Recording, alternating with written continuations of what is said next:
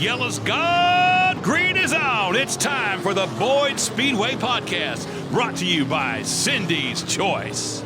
Hello, everybody. This is Larry Dismukes with the Boyd Speedway Podcast.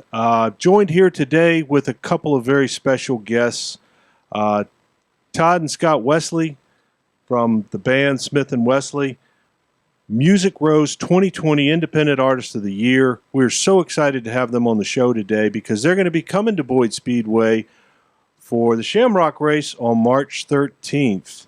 So everybody be ready. Go out, get your tickets either online. You can buy them at the gate. Let's start out, guys. So you guys are local from the area. You guys grew up race fans, right? Absolutely. First, how's everybody doing? This is an exciting treat for everybody. So, we bought the Speedway just a few weeks ago. We kicked it off with the Cabin Fever race. Huge success. A lot of people turned out. We've done a lot of work to the track. You guys grew up in the area, grew up going to the track. So tell me a little bit about that. Growing up here, going to Boyd Speedway. You're race car fans, I understand. Oh yeah. Scott, you want to go or you want me to go? Yeah, well, we grew up in Ringgold, Georgia. So, and Dad, funny story, Scruggs Road was a road that we would walk along the side of the roads picking up trash for the county when Dad would get us about 3 jobs to work in the summer. So we have a real close connection to Boyd Speedway around that area and all, too. So we got to, and of course, when we were growing up, there probably wasn't a whole lot of stuff around Ringgold anyway. So we lived out on a farm, and if we weren't feeding cows and fixing fences, so going to the races was a big treat for us. A lot of changes in Ringgold area right now. I used to live here and moved away, and I've come back now with the racetrack. It's dramatically different now. There's a lot going on here. Oh yeah. But yeah, we grew up race fans, still race fans. It was I remember. So there was one time I was going to the Atlanta race, and my dad had come up to it. We were going to Atlanta, and he had a kidney stone. And so I didn't think we were going to go, but it tells you how big a fan he was. He passed his kidney stone, and we went on to the Atlanta race. That was. I've never had, but I hear tell they're pretty painful. So we're pretty big fans of racing. So of dirt, and I'm excited to see Bristol in the dirt. Yeah, how about that? Isn't that crazy? Yeah, that's going to be really cool to see. Yeah, I've been to about 5 different tracks, NASCAR tracks. Bristol is one I've never been to that I'd really like to get to. But Bristol's a great place. It's a lot of fun. Emerson used to take us every year to Bristol. I think he got tired of footing the bill for us to spend a week at Bristol, so he bought Boyd Speedway and said, hey, we can go to a lot of races now, guys. Exactly. There you go. Yeah. So you guys know. Tell me a little bit about Emerson. I know him. He's my father-in-law. But you guys grew up knowing Emerson. Tell me a little bit about him. Yeah, Emerson's always been, and we refer to each other, as family, and that's true. And Emerson is like family, and anybody that knows Emerson, one thing that he ends about every conversation that he'll have with you, if you're close to Emerson, is love you, and it's so, he is like family. And matter of fact, my oldest boy, when he was 10 years old, we went to hunt in Texas with Emerson and Eddie, and that is where Emerson got to see my oldest boy kill his first buck. And so we have a lot of history, and I love him to death. Emerson's just a genuine, solid guy who, has a genuine care about people, period, and love him to death. He never met a stranger, is what I tell people. That's true. He would literally, I think, take the last dollar out of his pocket and give it to somebody if he thought they needed a dollar more than him. Super, super nice guy. And after I've known him for all these years, I still make the mistake of walking up behind him. And you don't walk up behind Emerson and grab a hold of him, because you know his reaction is he may start swinging. Well, he said, that's because he grew up on the streets as a little boy. And that's exactly right. He says, you don't walk up behind me. I grew up on the streets. And to this day, every now and then I'll forget, but you walk up and try to hug Emerson, from the back, you might have to dodge a fist. Yeah, he told me one time that at age 8, he got his first job cleaning bricks. And then when he turned 12, the guy that ran the wrecker shop allowed him to run the wrecker and go pick up cars. Wow. So, yeah, we're very fortunate. We're very fortunate to have an owner in Emerson that owns the Speedway, because he's very passionate about it. He raced there. But let's talk a little bit about music. And he won't be an absentee owner either. He genuinely cares what he gets involved with. So. Oh, you betcha. He only lets me go back home. He laughs. He says that my wife, which is his youngest daughter, Catherine, you guys know Catherine, he says that Catherine gets custody of me 3 days a week, and that he now has custody of me 4 days a week to be over here operating the racetrack.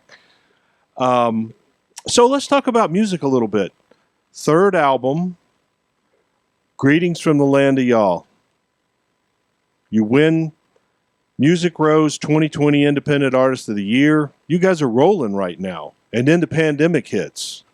Well, yeah, and that's something we had worked towards really hard, and it's not easy when you consider all independent artists out there. And when we've been with Cody McCarver. Cody McCarver's our manager, and then when we first got with Cody McCarver, he said, "Okay, what are some of the things that your goals? What are some of the things?" And we said, "Well, first time we went to the country radio seminar, CRS in Nashville, and went to the awards show, and they introduced the Independent Artist of the Year. Todd and I both looked at each other right then and said, we got to win that. We got to do it. And so Cody said, well, I've won that award 3 times. And he said, matter of fact, they have a Cody McCarver rule now that you cannot win it 2 years in a row.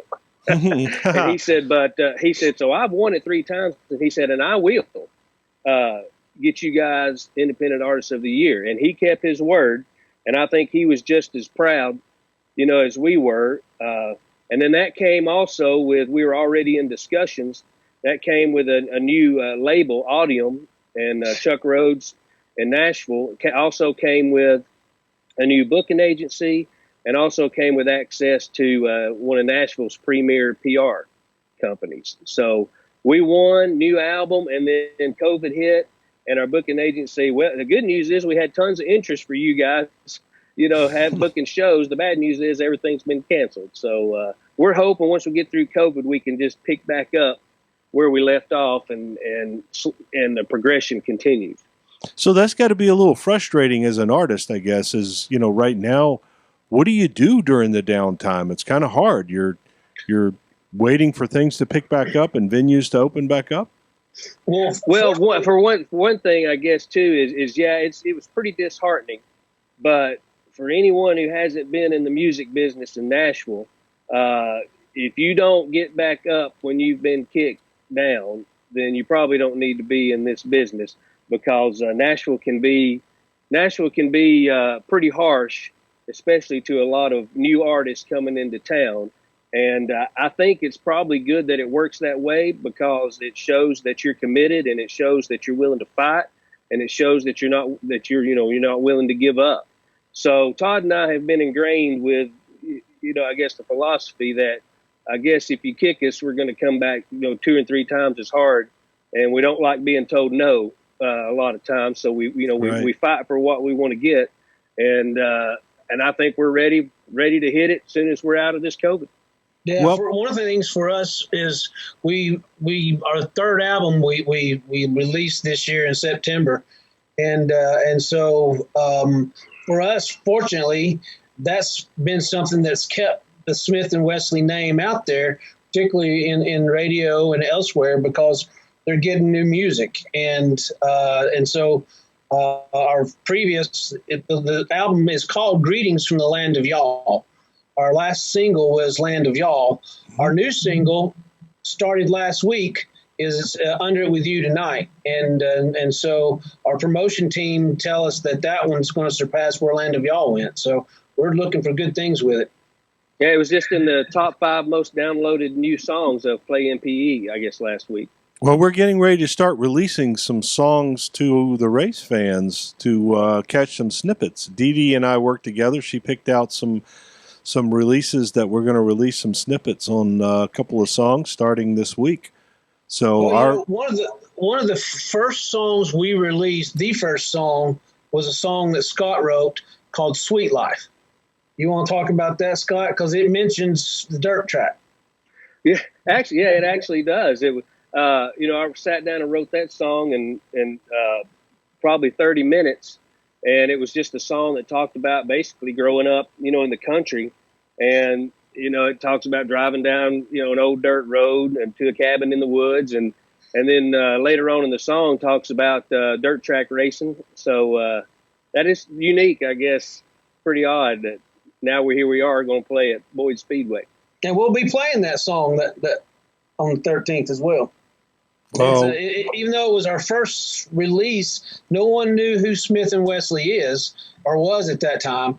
And to this day, that is one of the songs, interestingly enough, is one of the songs that we always played at all our shows because everybody likes that show. Now we have a big catalog of songs that we've written from 3 different albums that we have to pick and choose which one we're going to leave off. That one never gets left off because people really like it. And that was a great way to start. Sweet Life was basically our first song, and it went top 30 on the Music Road charts. That's for our first song. Yeah. That'll give you the bug. Yeah, I was getting ready to say, if you come out of the gate and have success, and boy, then it's sort of like what everybody told me after the first weekend show. We had the largest crowd in the history of Boyd Speedway. What are you going to do? And I said, well, we're going to have a concert in a race now. Okay. There you go.